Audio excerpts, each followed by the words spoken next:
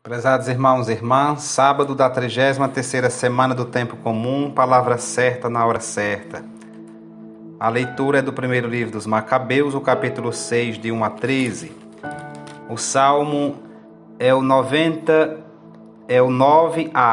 salmo 9a. Cantarei de alegria ao Senhor, pois me livrastes. O Santo Evangelho é segundo São Lucas, o capítulo 20, de 27 a 40.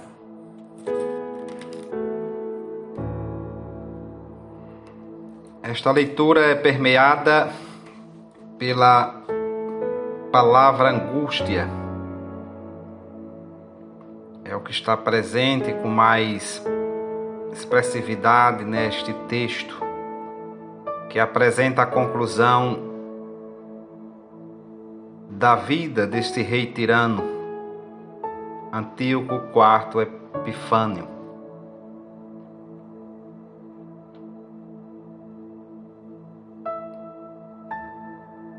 E isso resume toda a sua decepção. É um moribundo que, no momento da verdade, denuncia a falência do programa de sua existência.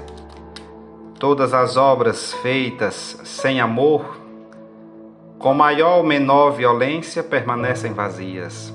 Essa é uma verdade indiscutível. Não é o insucesso externo que causa tristeza.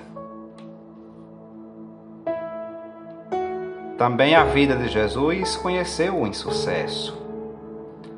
A única verdadeira falência é não ter amado. E não se ama se corre com afã em busca de grandezas e prazeres. Qualquer morte é sempre momento solene, impõe-nos uma pausa de reflexão diante de Nosso Senhor Jesus Cristo crucificado.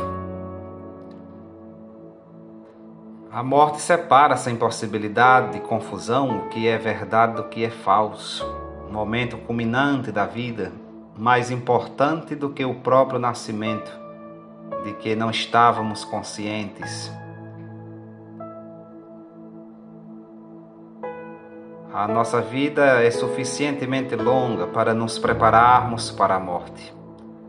O modo como nos tivermos preparado decidirá a qualidade de vida nova que nos está preparada para sempre.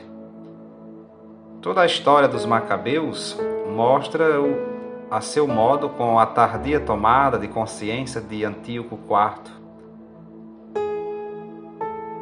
São palavras suas. Morro de tristeza numa terra estrangeira. Está aqui claro no versículo 13. Reconhecimento de uma justiça cruel, mas correta. A palavra libertadora do Evangelho priva a morte do seu aguilhão. Ó morte, onde está tua vitória? Onde está teu aguilhão? São Paulo, na sua primeira carta aos Coríntios, capítulo 15, versículo 55. Bem conhecemos esse capítulo 15 da primeira carta de São Paulo aos Coríntios. Restituindo-lhe a característica de passagem de uma vida imperfeita e precária à vida plena e eterna, segundo o projeto do Criador.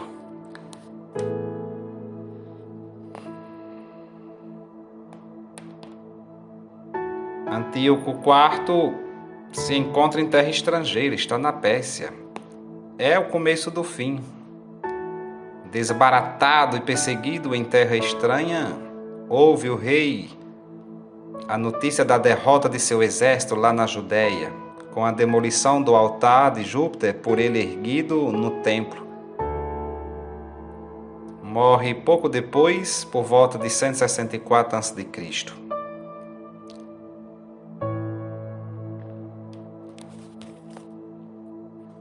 Esse texto é só uma das 3 versões da morte de Antíoco IV, que encontramos nos livros dos Macabeus.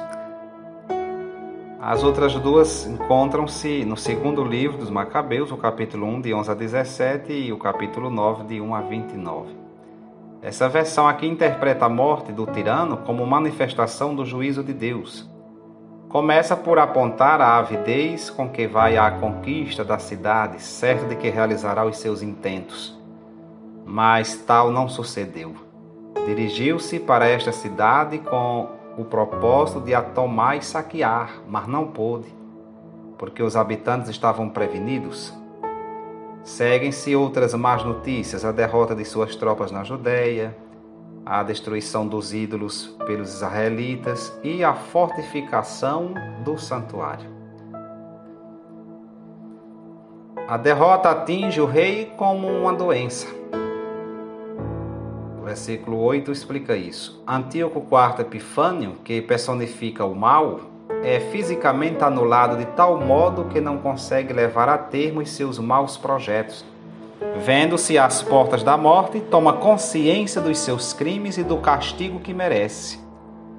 Mais do que arrependimento, mostra resignação perante o castigo que justamente o atinge por causa da profanação do templo e do mal feito a Israel. Até hoje, nunca na história alguém que se levantou contra Deus e contra seu povo ficou de pé.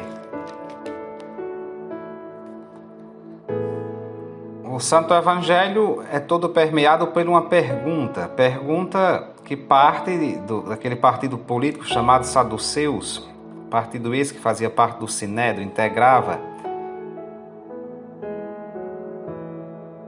os ministros do Sinédrio, na época, 72 ministros. Então, parte deles era justamente os que compunham esse grupo dos saduceus.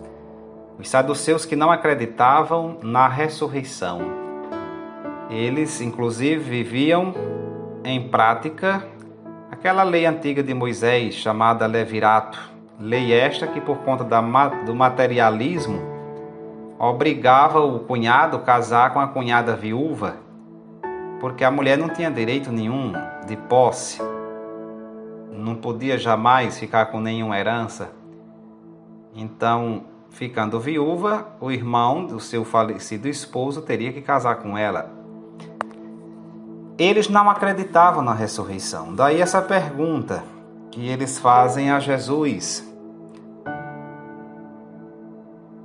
sobre o esposo da viúva lá no céu, quem será? No caso dessa aqui, que teve 7 esposos e todos morreram. Então essa pergunta, ela manifesta uma mentalidade materialista e fechada à lógica do céu. É o que muita gente também pergunta hoje, como será o céu? Jesus já explicou tudo. Mas é claro que para quem está voltado só para a terra, para o próprio umbigo, não vai ter esse tempo de estar meditando sobre as realidades últimas, as realidades futuras. Não vai. E quem assim vive, acha ser a ressurreição da carne apenas uma continuidade dessa vida biológica. É tanto que muitos, inclusive, apostam na reencarnação. Não, e mesmo que houvesse reencarnação, essa não resolveria nada.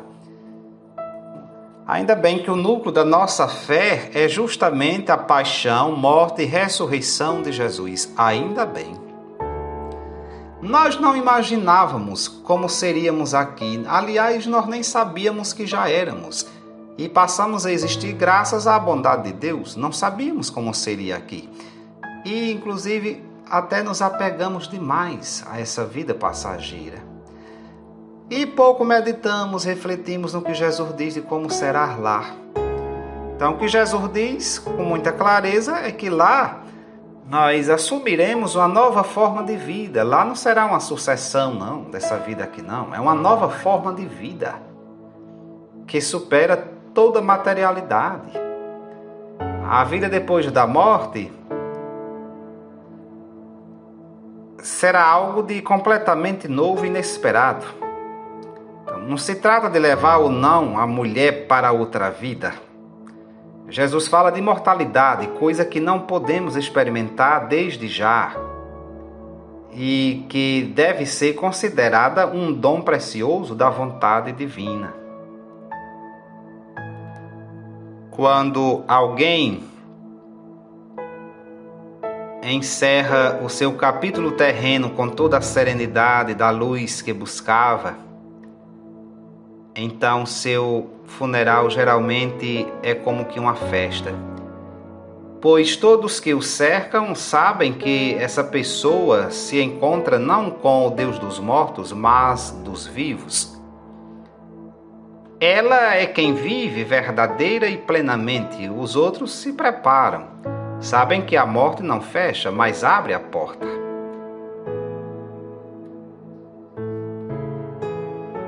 Continuemos nossa meditação. O rei Antíoco IV Epifânio morreu por causa de suas desgraças. Santo Eduardo, rei e mártir, morreu por causa da fé, por causa do reino de Deus. Louvado seja nosso Senhor Jesus Cristo, para sempre seja louvado. Eu disse Santo Eduardo, Santo Edmundo foi rei da Inglaterra. Que Santo Edmundo, rei e mártir, rogue a Deus por nós.